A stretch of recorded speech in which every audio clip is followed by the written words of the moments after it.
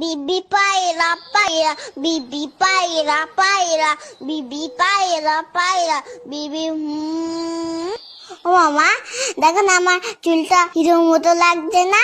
হ্যাঁ তো, তবে বাবান চুলটা আরেকটু কাটিয়ে নিয়ে আসি চল, তাহলে পারফেক্ট হিরো লাগবে।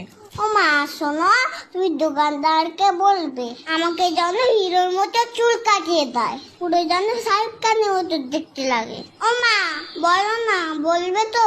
বলবে না তো? উফ, চুপ কেন করে রয়েছো, কথা কেন বলছো না? হ্যাঁ হ্যাঁ রে বাবা, দোকানদারকে বলবো তোকে শাহরুখ খানের মতনই চুল কাটিয়ে দেবে। ওকে।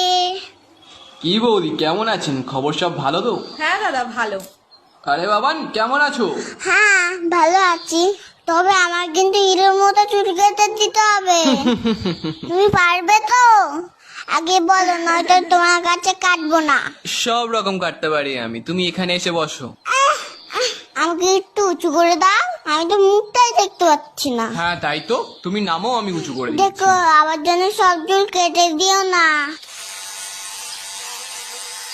আহ বাবা নড়ো না, কান টান কেটে যাবে কিন্তু। ও দাদা, একেবারে মুড়ো করে কেটে দেবেন। হ্যাঁ হ্যাঁ, বুঝেছি বুঝেছি। আমার চুলগুলো কোথায় গেল? ও বাবান, তুমি কাঁদছো কেন? তোমাকে তো রজনীকান্তের মতো লাগছে দেখতে। ওটা রশ্মি টশ্মি যায়নি না, আমার চুল আবার লাগিয়ে দাও, না হলে এখান থেকে আমি যাবো না। বাবান ওরকম করে না, নেমে এসো বলছি। আমার দেখো আমাকে টাক করে দিচ্ছে, তুমি আঙ্কেলকে বকো, ভুগবে না।